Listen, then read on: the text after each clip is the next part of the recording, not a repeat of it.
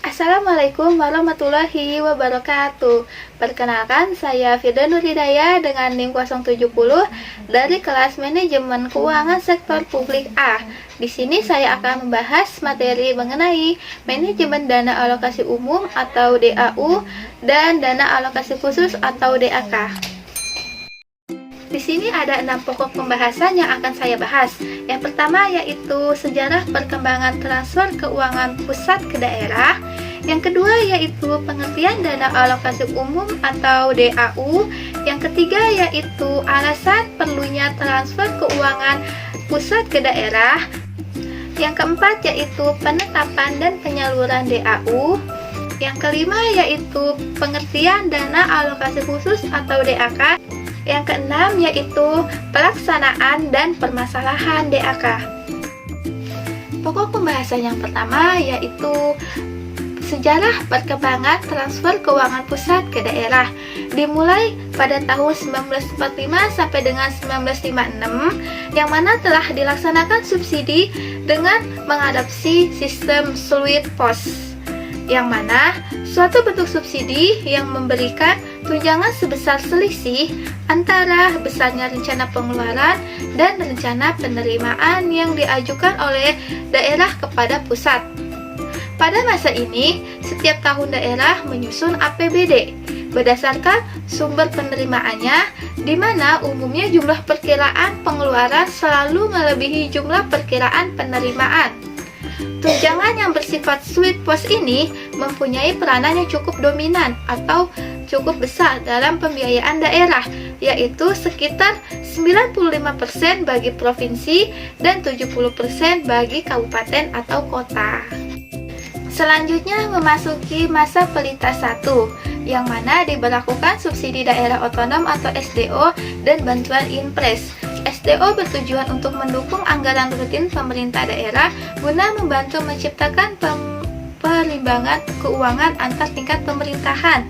Sebagian besar dana SDO digunakan untuk membiayai gaji pegawai pemerintah di daerah sekitar 95% dari SDO yang digunakan untuk membiayai pegawai pemerintah di daerah. Sebagian kecil lainnya digunakan untuk keperluan selain pegawai.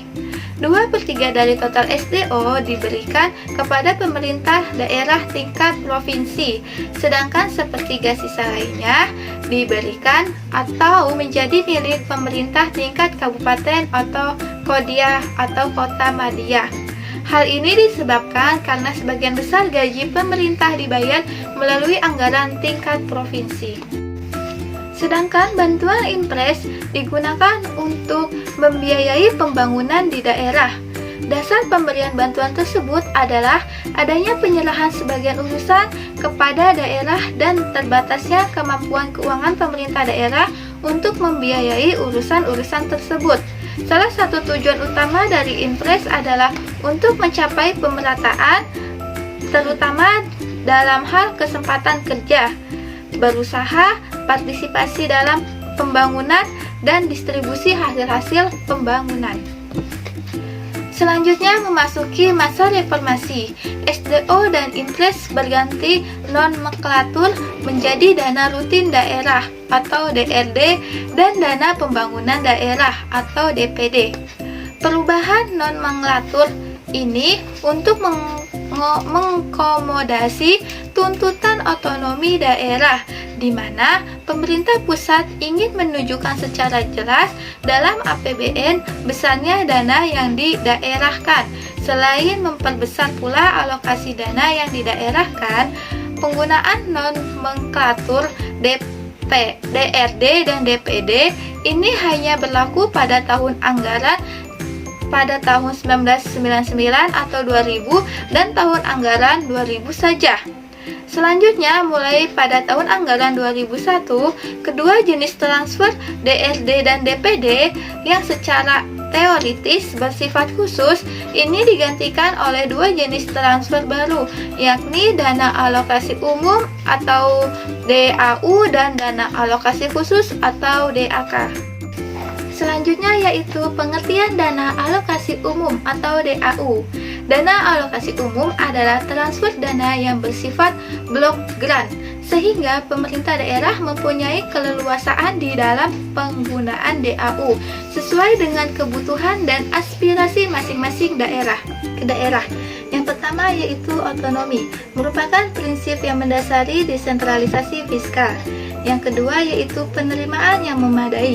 Pemerintah daerah semestinya memiliki pendapatan yang cukup untuk menjalankan segala kewajiban atau fungsi yang diembannya. Yang ketiga yaitu keadilan.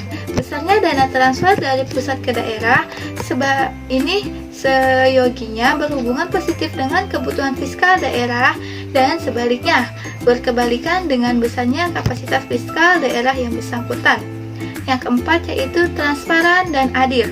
Formula transfer mesti diumumkan sehingga dapat diakses masyarakat. Yang kelima yaitu sederhana. Alokasi dana kepada pemerintah daerah semestinya didasarkan pada faktor-faktor objek di mana unit-unit individu tidak memiliki kontrol atau tidak dapat memengaruhinya. Yang keenam yaitu insentif. Desain dari transfer ini harus sedemikian sehingga memberikan semacam insentif bagi daerah dengan manajemen fiskal yang baik. Selanjutnya yaitu kebijakan baru pemerintah tentang otonomi daerah. Dikeluarkannya 2 undang-undang di bidang otonomi daerah, yaitu yang pertama Undang-Undang Nomor 22 Tahun 1999, sebagaimana telah diubah dengan Undang-Undang Nomor 32 Tahun 2004 tentang pemerintahan daerah. Yang kedua yaitu Undang-Undang Nomor 25 Tahun 1999 sebagaimana telah diubah dengan Undang-Undang Nomor 33 Tahun 2004 tentang perimbangan keuangan antara pemerintah pusat dan daerah. Selanjutnya yaitu alasan perlunya transfer keuangan pusat ke daerah. Yang pertama yaitu untuk mengatasi persoalan ketimpangan fiskal vertikal. Yang kedua yaitu untuk mengatasi persoalan ketimpangan fiskal horizontal. Yang ketiga yaitu untuk menjaga tercapainya standar pelayanan minimum di setiap daerah. Yang keempat yaitu untuk mengatasi persoalan yang timbul dari menyebar atau melimpahnya efek pelayanan publik. Dan yang kelima yaitu untuk stabilisasi.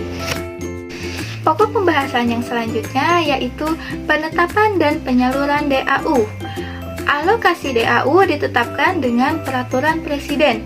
Alokasi DAU tambahan ditetapkan dengan peraturan Menteri Keuangan. DAU disalurkan dengan cara pemindah bukuan dari rekening kas umum negara ke rekening kas umum daerah. Penyaluran DAU dilaksanakan setiap bulan, masing-masing sebesar 1/12 dari alokasi DAU yang ditetapkan. Pokok pembahasannya selanjutnya yaitu dana alokasi khusus atau DAK. Dana alokasi khusus adalah dana yang bersumber dari APBN yang dialokasikan kepada daerah tertentu dengan tujuan untuk membantu mendanai kegiatan khusus yang merupakan urusan daerah dan sesuai dengan prioritas nasional. DAK dialokasikan untuk membantu daerah mendanai kebutuhan fisik sarana dan prasarana dasar yang merupakan prioritas nasional. Pada postur DAK tahun anggaran 2016 terdapat perubahan yang cukup signifikan dari tahun-tahun sebelumnya. DAK dialokasikan ke berbagai bidang, yaitu ada bidang pendidikan, bidang kesehatan, bidang kelautan, bidang perikanan, bidang transportasi, dan masih banyak lagi. Selanjutnya yaitu pokok pembahasan yang terakhir, yaitu pelaksanaan dan permasalahan DAK. Berdasarkan hasil pengawasan yang dilakukan oleh Perwakilan Badan Pengawasan Keuangan dan Pembangunan atau BPKP atas pengelolaan dana alokasi khusus yang dilakukan pada pemerintahan daerah di lingkungan Provinsi Daerah Istimewa Yogyakarta, dapat diuraikan bahwa dari sisi realisasi penyerapan DAK diketahui bahwa tidak seluruhnya dana yang dicairkan dari kas negara, dalam hal ini oleh Bendahara Umum Negara, ke kas daerah yang dikelola oleh Bendahara Umum Daerah diserap atau dimanfaatkan semaksimal mungkin untuk pendanaan kegiatan DAK. Namun masih tersisa dana di kas daerah yang disebabkan antara lain karena adanya efisiensi pelaksanaan kontrak atau SPK atau swakelola dan adanya kegiatan yang belum dilaksanakan hingga akhir tahun anggaran berakhir. Dari hasil pengawasan dapat diketahui jika dibandingkan antara pencairan DAK ke pihak ketiga dengan prestasi kerjanya masih terdapat pencairan yang tidak sesuai dengan prestasi kerjanya, di antaranya disebabkan karena kekurangan pelaksanaan kegiatan fisik atau ketidaksesuaian dengan spesifikasi teknis sebagaimana yang disyaratkan dalam kontrak. Selain itu, jika ditinjau dari apakah hasil kegiatan DAK telah dimanfaatkan, maka dari hasil pengawasan dapat diketahui bahwa masih terdapat hasil kegiatan DAK yang belum dimanfaatkan. Di antaranya adalah DAK di bidang pendidikan, bidang air minum, bidang kelautan, perikanan. Sekian presentasi dari saya, kurang dan lebihnya mohon maaf. Semoga apa yang saya sampaikan dapat dipahami dan dapat diterima dengan baik. Wassalamualaikum warahmatullahi wabarakatuh.